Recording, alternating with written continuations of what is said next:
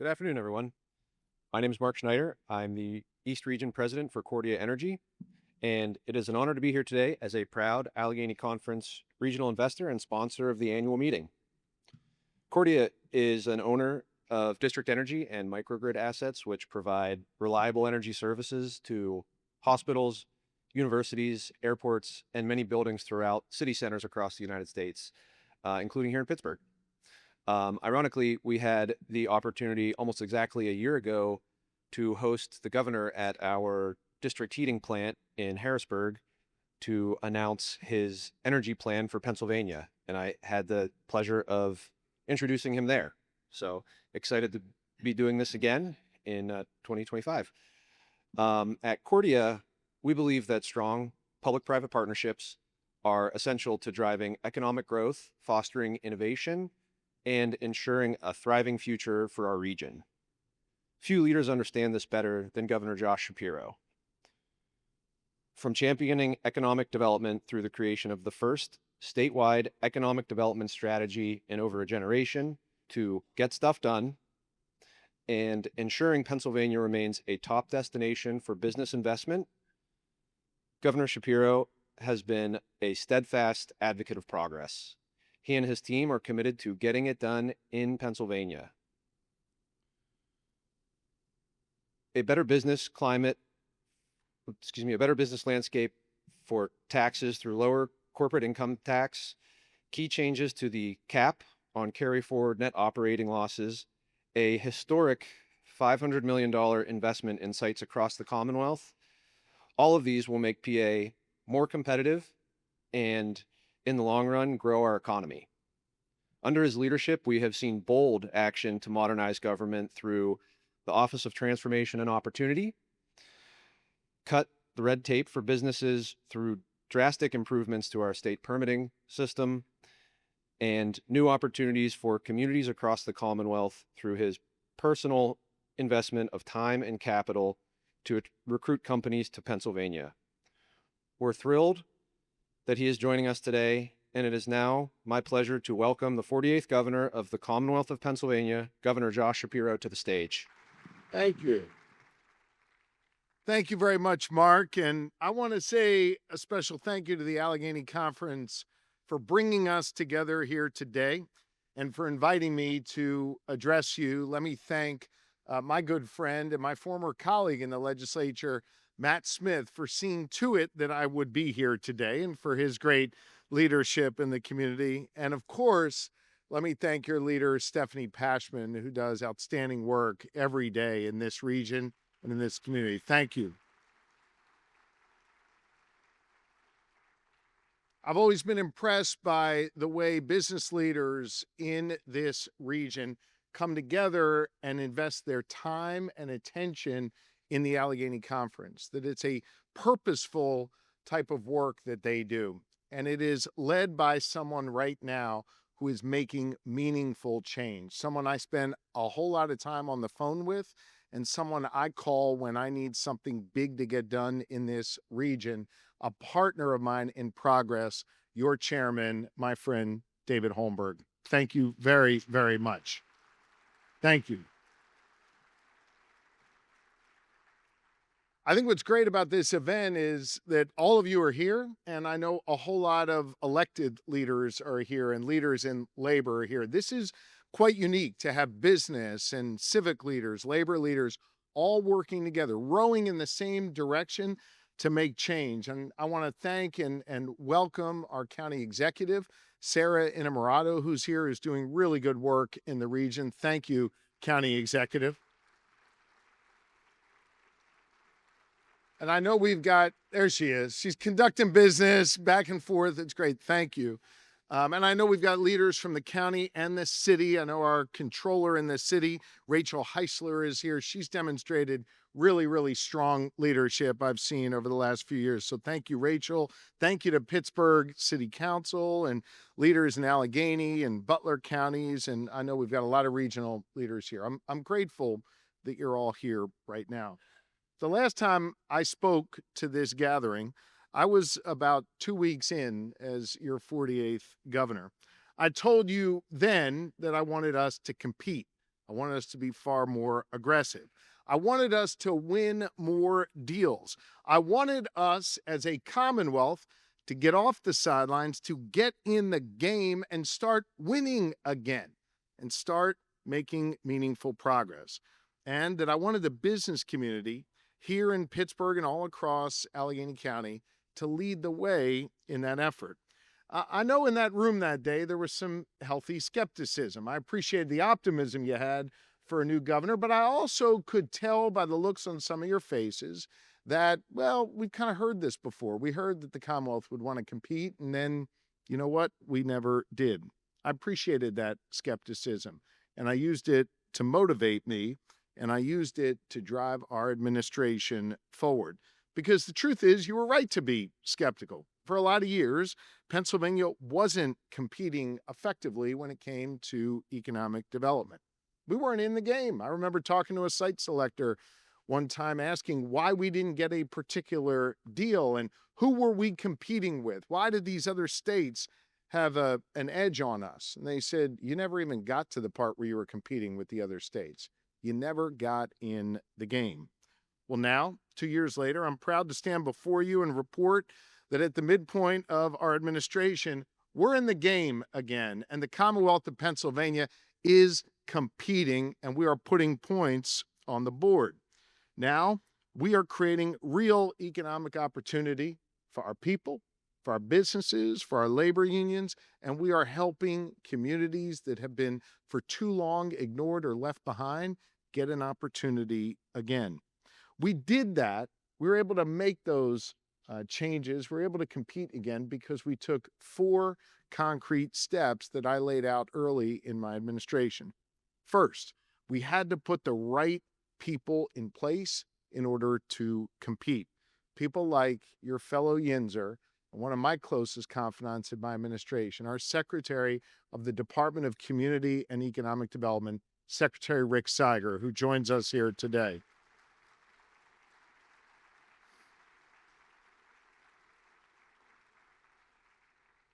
Those of you who are smart won't come over to shake my hand at the end of my comments. You'll make a beeline for Seiger, who's hanging out with another good friend of mine, Rich Fitzgerald, Dan Honorato in the back. Make sure you get to know Secretary Seiger if you haven't. He leads not only the Department of Community and Economic Development, but a revitalized team, a team that's experiencing a rebirth. And he has been an extraordinary leader. And by the way, has never forgotten where he's come from. So we needed the people. Secretary Seiger is leading that effort. Second, we needed to create a plan and a focus. Pennsylvania's first economic development strategy in 20 years has been put into place because of our focus and determination on competing again. That plan leans into 5 specific pillars of opportunity for growth here in our Commonwealth: in agriculture, manufacturing, energy, robotics and technology, and life sciences. It develops a roadmap that guides our work to ensure more businesses in these sectors invest in us and invest in Pennsylvania.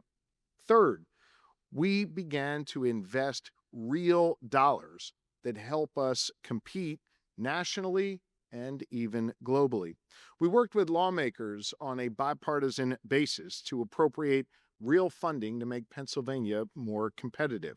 From investing in companies who are committed to setting up or staying in Pennsylvania, to creating for the first time ever a $500 million fund just dedicated to building pads and shovel-ready sites for major industrial projects in our new PA Sites initiative, to revitalizing our main streets and small businesses that form the backbone of every single community in Pennsylvania.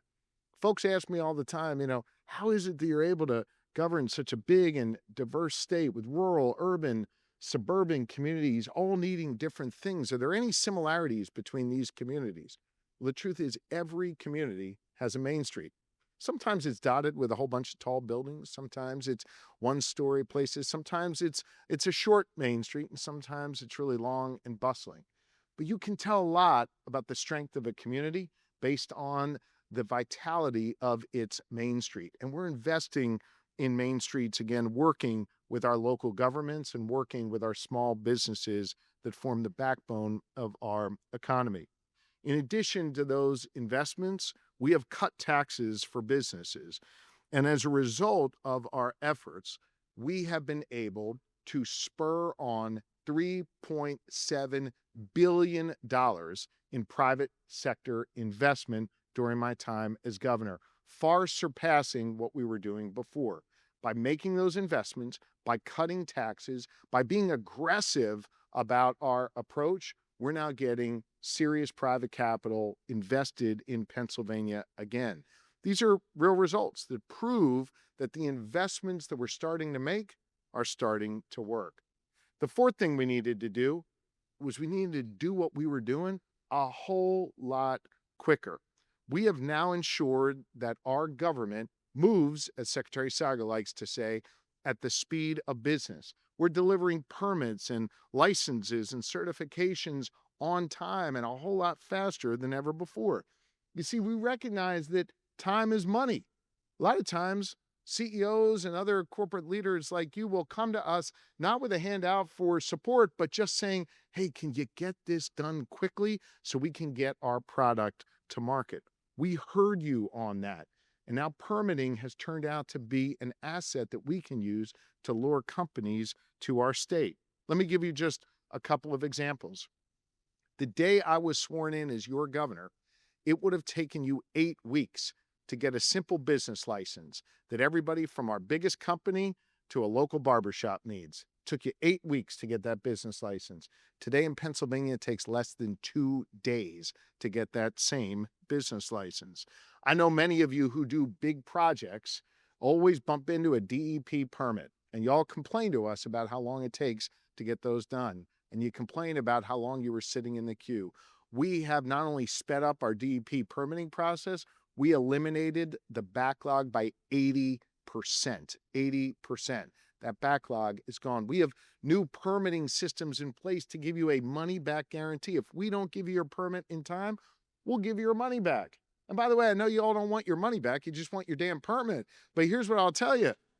In the year that we have had this money-back guarantee in place, we've only had to issue 4 refunds, and we've made tens of thousands of permits have been issued, and only 4 refunds have been given back. We're moving quickly again. We're getting projects done, and we're getting Pennsylvanians on the job faster. Now, instead of getting calls from CEOs saying, oh man, where's my permit? It's stuck. Because of our transparency, because of how quick we are, I'm getting calls saying, hey, thanks for processing that so quick and getting this done. Look, we've done the hard work to put the people, the plan, the tools, and the speed in place to be able to create real economic opportunity throughout this Commonwealth. And as I said before, because of the progress we made, because of the way we've leaned in, we've been able to leverage our dollars, our time, our speed to be able to attract $3.7 billion in private sector investment. That includes hundreds of millions of dollars coming from companies that are investing in Pittsburgh literally right now. Companies like Excelitas, a leader in high-tech photonics, who moved their headquarters from Boston to the Strip District last year. Mitsubishi Electric, you heard earlier, was getting to break ground on an $86 million facility in Beaver County. Mainspring Energy, who's investing over $100 million to create 600 jobs and manufacture their generators right here in our Commonwealth. Those are just a few of the many wins that we've had. I think we're building real momentum here in southwestern Pennsylvania and all across our Commonwealth. And I got to tell you, Secretary Siger and his team deserve a ton of credit for these wins that we've put on the board. But here's the thing. I'm competitive as hell, and I think we can do even more. I think we can reach for higher heights. And that starts by focusing on the key industries that I know are so critically important to Western Pennsylvania, especially when it comes to energy. Our Commonwealth is the second largest energy exporter in the entire country and one of the most important energy producers in the world. It's not a stretch to say that historically it was our energy that helped form the modern labor movement in America, that help create a middle class, that help protect our democratic interests here at home and, of course, overseas. Because of our energy, we are powerful enough to develop our own common sense policy that will lower costs, protect and create jobs, and take meaningful action to address climate change. Over a month ago, about a month ago, I should say, I announced my vision to secure our Commonwealth's energy future, known as the Lightning Plan. The Lightning Plan was inspired by Ben Franklin. And by the way, when I go to work every day and have the privilege of serving as your 48th governor, I sit in my office with a portrait of our first leader, William Penn, and I think our ninth or 10th leader, Ben Franklin, staring down at me. None of you work in such pressure packed offices where you're being judged every day by maybe the greatest inventor of all time, Ben Franklin. But listen, Ben Franklin inspired us to think bigger about energy. And I will tell you, backed by environmental groups, the building trades, chambers of commerce, community organizations, industry leaders, they've all come together to embrace the Lightning Plan. That's going to be a bold plan to create more energy production right here in Pennsylvania, explore pathways to renewable sources, and of course, to grow our economy. I want you to know I chose one place to make that announcement of the energy plan. It was over at the Pittsburgh International Airport. I chose to go there because there's work on a partnership there between Key State Energy and CNX Resources to build a new sustainable aviation fuel and hydrogen facility to produce lower emission jet fuel while creating up to 3,000 new construction jobs. The kind of stuff I vision is happening right here in the Pittsburgh area. And we want to embrace that and hold it up as a model for the rest of the Commonwealth. I want you to know that the airport, while they're doing amazing work there, thank you very, very much, it's not the only place where we're innovating and growing and developing. Just up the river in Etna, Westinghouse, this unbelievably incredible company that's remade itself so many times over the decades. Well, they are an energy powerhouse working to develop the future of nuclear energy, serving underserved areas with micro reactors that I think is going to be a game changer and deliver clean, portable energy around the world. The Commonwealth was proud to invest in their success. I was proud to be there when they broke ground recently on their new facility. And it's awesome to see what's happening inside their facility. And it's amazing to see the way it's changing Etna and bringing life back to that area that for a long time didn't have the kind of commercial activity that Westinghouse has brought.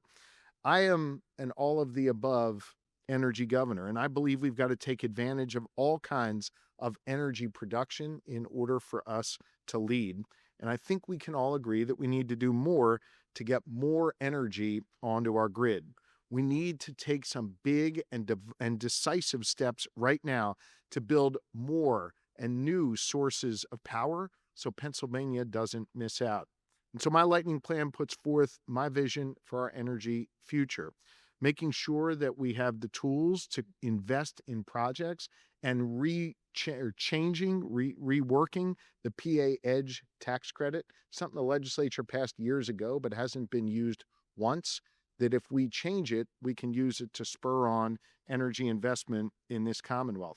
I also want us to continue to do our work to cut through the red tape and finally have a statewide energy siting board to make sure these projects get off the ground. We are one of only 12 states without an energy siting board. Big energy producing states like Texas and Florida have a statewide board. Ohio has a statewide board. We should have one too in Pennsylvania. Stop going through multiple authorities to get these projects done.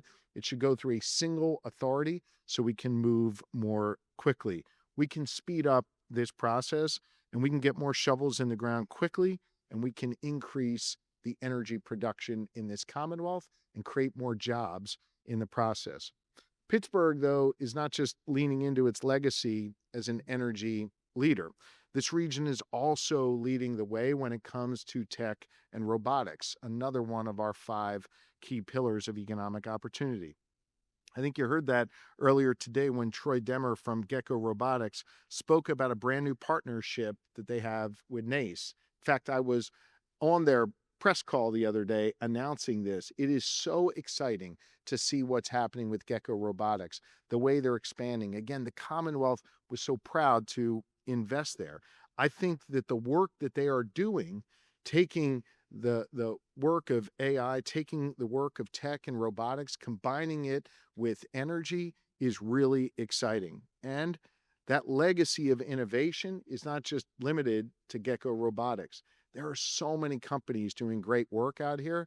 And by the way, we're powerhouses when it comes to our university environment as well.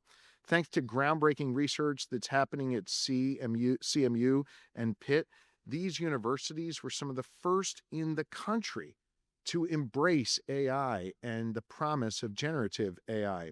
As a result, Carnegie Mellon is now a top university in the nation where they're studying artificial intelligence. And Pitt, by the way, I'm a Pitt dad twice over. Pitt is leading the way to incorporate generative AI into the tools that healthcare providers use every day.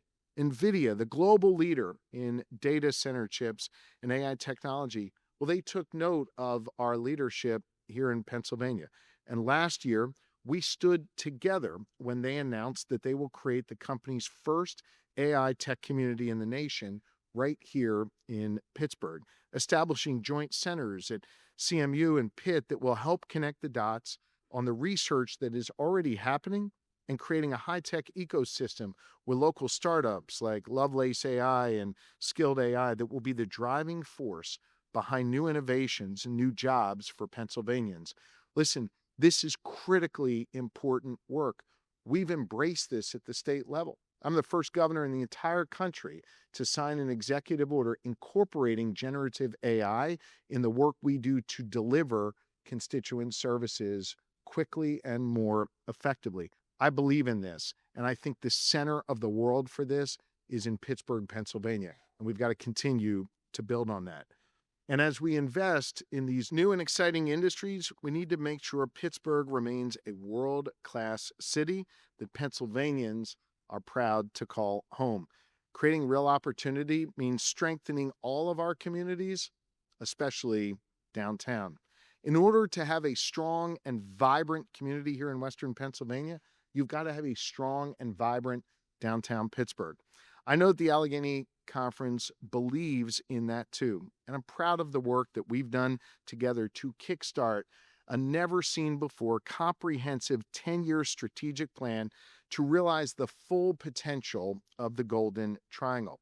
Our Commonwealth was proud to invest $62.6 million in downtown to help spur on nearly $600 million in investment in new apartments, better parks and public spaces, cleaner, safer, more vibrant neighborhoods that will attract visitors from all across the region. This work is moving ahead. This is real. I want to thank our county executive for her leadership in this space. And I especially want to thank David Holmberg for making sure this got done. Please put your hands together for David.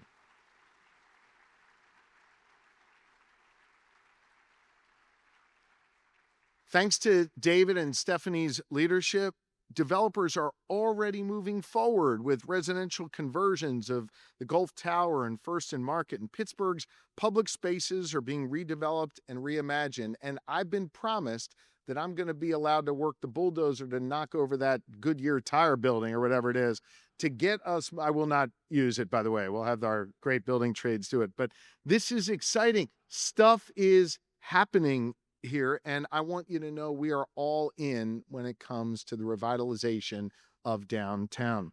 We've put in this work to make sure Pennsylvania is open for business again, to compete with other states, to compete with other countries, to make our Commonwealth attractive to great companies that want to grow here and relocate here, invest here, and succeed here. And hear me on this. Others are starting to take notice. This is where I'm going to nerd out on you a little bit, but indulge me just for a moment because these statistics are important. Site Selection Magazine, probably the most riveting magazine in America right now. You need to read it. Site Selection Magazine ranks us as the most competitive state in the Northeast. And we are 6th in the country for our workforce development climate. We're climbing on that list. Forbes recognizes us as one of the best states now to start a business. The Archbridge Institute said Pennsylvania improved its occupational licensing system more than any other state in the entire country. We've landed, as I said before, nearly $4 billion in private sector deals, and we've created thousands of new jobs. We are closing deals and we are winning businesses, and I am damn proud of our progress, and I am hungry for more. Heck, we even landed the NFL draft coming right here to Pittsburgh in 2026. We are not only going to celebrate USA 250 here in Pittsburgh, we're going to celebrate with our Pittsburgh Steelers at the most incredible draft that's ever been put on. David, thank you, to Art, to the entire Rooney family. We appreciate you guys. This is going to be big for our region. Pennsylvania is on the rise. Great stuff is happening. I do not want to rest on our laurels. I want us to be hungry for more. You know, during my campaign, I heard from the conference and I heard from countless businesses in Western Pennsylvania who want to see us more quickly reduce our corporate net income tax. And that's exactly what the budget that I proposed just a few weeks ago does. It speeds up those corporate tax cuts by 2 entire years. Consider this for a moment. In just my first 2 years as your governor, I've cut business taxes $1.5 billion. Taken together with the progress we made, the budget blueprint that I just laid out, we would cut taxes by $10.5 billion by the year 2029 if my proposal passes. It will encourage more companies to move here and expand here. It will allow them to reinvest more in their workers. Folks from Harrisburg, well, they've been talking about cutting taxes for a whole long time. But listen, here I am, a Democrat, begging Republicans to join me in reducing the tax burden on our businesses. Call your state representative, call your senator, tell them to cut our taxes and make us more competitive in Pennsylvania. And while you can clap for that, go ahead.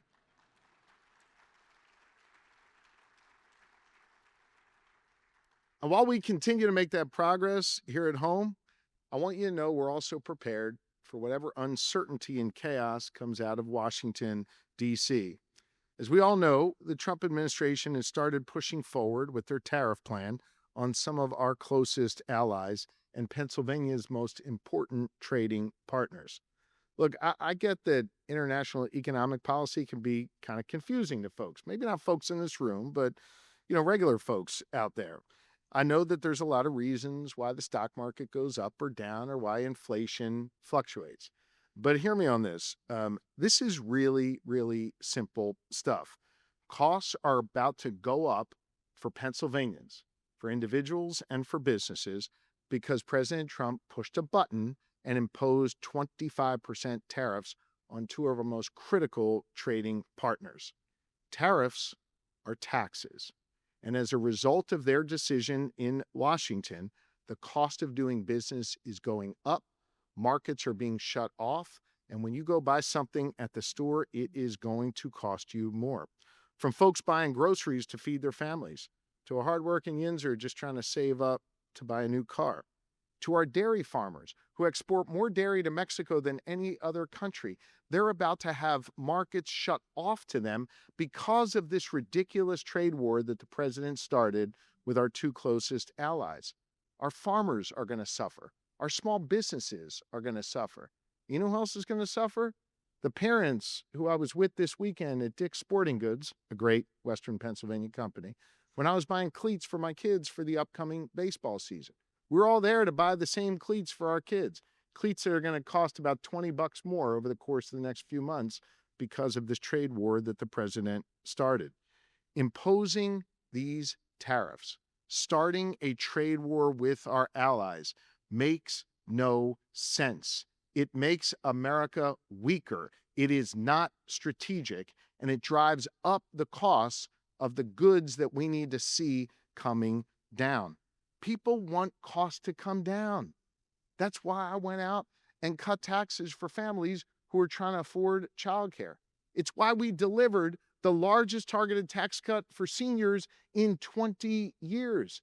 It's why every day we're focused on reducing costs to put money back in people's pockets. Why is the federal government making it harder and more costly for families in Western Pennsylvania? I'm going to continue to do everything I can at the state level to make this region more competitive and to reduce costs and to push back on the federal government's policies that make it harder for us to accomplish that. Look, I'm willing to work with this administration to get stuff done, but I'm also going to call it like I see it. Starting a trade war with our allies and slapping these tariffs on them does nothing except hurt families and businesses and farmers in Western Pennsylvania. As your governor, I'm going to continue to do everything in my power to cut those costs and to make sure that we invest in our collective success. And I must tell you, even in the face of the many challenges that we face, even with the fact that I'm one of the only governors in the entire country with a divided legislature, we have proven that we know how to come together here in Pennsylvania, Democrat and Republican alike, and get stuff done. We are competing again. We're making progress again. We're creating jobs again. More people went to work in Pennsylvania this morning than ever before. Unemployment is at historic lows. We got to keep this momentum going. And I know if we continue to partner with the Allegheny Conference, if we continue to work together, if we continue to see the promise of this region, then I know the brightest days are ahead for all of us. I am honored to serve as your governor, and I'm going to keep working my tail off for all of you. Thank you very, very much. Appreciate you. Thank you. Thank you very much. Thank you. Thank you. Thanks, David. Thank you. All right. I'm here to close us out, and I promise I will be quite brief. But I'm going to give you a little call to action, a little inspiration, just to bring it all together. As we heard today, we're standing here today at the threshold of a really important moment, one defined by innovation, by resilience, and boundless opportunity. And the landscape we all in is evolving rapidly. Our ability to embrace this change, to adapt to it, as the governor just talked about, and our vision will determine the future of our businesses, our communities, and our people. Our mission is at the Allegheny Conference is quite clear. You heard it many times today. To build a thriving, inclusive, and sustainable economy that empowers every individual, strengthens our businesses and our industries, attracts investment for long-term prosperity. But achieving this requires us doing more than we are doing, more than just policies and plans. It demands bold leadership, it demands strategic foresight, and a collective commitment from all of us in this room to excellence. As you heard today, Pittsburgh is poised to lead the nation in building a modern energy economy, one that not only powers homes and businesses, but drives innovation, drives sustainability and economic opportunity. Given our vast resources, you heard about them time and time again, natural gas, the potential that Rita talked about in advanced nuclear that's right around the horizon. You heard about the ability to, we didn't talk about it today, but actually I think Christina mentioned our ability to capture stranded methane to produce clean energy. All of this is within our region. Senator McCormick said it best when he said the road to energy dominance is running through Pennsylvania. And you heard from the governor and from our chair, David Holmberg. Over these past few years, the Pittsburgh region and Pennsylvania as a whole, in partnership with all of you, has made significant strides in strengthening our competitiveness and creating an environment where businesses can invest and thrive. But to fully capitalize on this opportunity in this moment, and to emphasize what we heard from our incredible panelists today, we must take bold steps. We agree with you, Governor. It is our time. We need to implement a forward-thinking energy and grid modernization strategy that addresses generation, improves transmission, provides ample storage, and all bounded by sound policy. We need a framework that will signal our market that we're ready, and we're ready across the board. This will unlock potential to drive investment and job creation. But we know energy is only a piece of the story. As you heard, this energy will position us to capitalize on our leadership in artificial intelligence, in robotics, in life sciences, and open doors to new economic frontiers. From autonomous systems that are transforming our transportation, to logistics, to advanced manufacturing, reshaping industry, to the precision medicines being developed through the Bioforge. We're not just adapting to change, we're driving it here. And we must equip our workforce with the skills to thrive in this rapidly evolving field, ensuring these innovations translate into opportunity for all. I think you heard our panelists talk about our workforce. I think I saw Darren Kelly in the room. He might have had to shoot out, but I want to thank him and his workers for putting us on the map that way, and for what you do every day to build this region. We're not where we want to be. Economic trends and data have made that quite clear, but we have every reason to be optimistic about our future, because we have the vision, the talent, and the opportunity to drive transformative growth in this region. David Holmberg keeps telling us we are on offense now. And as you know, we can't do this without strong partnership from our public sector officials and our elected officials. I want to acknowledge those of you in the room today. Obviously, thank you to Governor Shapiro for being with us. We also have members of our federal delegation here from the offices of Senator Fetterman, Senator McCormick, Representatives G.T. Thompson, Reschenthaler, Lee, DeLuzio, and Kelly. We are grateful for your support in Washington, D.C. Our relationships in Harrisburg are critical, starting with the governor, of course. You heard that our Secretary Seiger's in the room somewhere, who is our incredible partner and friend to all of us, and many representatives of our state delegation. I want to acknowledge my partner and friend, County Executive Sarah Innamorato, for joining us here today, and Butler County Commissioner Buzo. Thank you all to our partners in public sector officials. The time to act is now. In 60 days, we are going to be at our Harrisburg fly-in, where we encourage all of you to join us. We will have the opportunity to make our case loud and clear for an aggressive, all-of-the-above, future-focused energy plan and an innovation strategy for this region. And just 10 days later, we're going to convene to tackle another critical issue: how we mobilize our thought leadership to focus on equipping our workforce to thrive in a rapidly evolving economy. That summit will take place on May 5th, and decisions that shape our future are being made by those who show up. So it's our moment for all of us to step up, to move forward and align priorities. Pittsburgh has always been a city of visionaries and doers. And I'm going to share a little fable that struck me when I was thinking about today. There's a fable about the village that's hit by a terrible storm. The storm wiped out the houses, flooded the fields, and left everybody looking dejected and lost and not sure what to do. They wandered around lost. And then all of a sudden, a couple people started picking up tools. And the next person picked up a piece of wood. And finally, somebody picked up some metal. And together, they started to rebuild. And then people started to join them. And the next thing you know, the town was looking better than ever before. The homes were higher, the riverbanks were stronger, and the rest of their future generations saw how to get it done. Leadership often emerges in times like this, in moments of challenge. And it's our willingness in this room to step forward, take the action, and inspire others to follow. The spirit of resilience we talked about today and our collective leadership is alive in Pittsburgh, and it must guide us as we build this new economy rooted in innovation, in opportunity, and sustainability. We will make Pittsburgh the epicenter of energy innovation, advanced manufacturing, and technological innovation. A city where the future isn't just imagined, but it's built. And so with that, I invite you all to join me for some cookies and some coffee and conversation. And thank you all for joining us here today.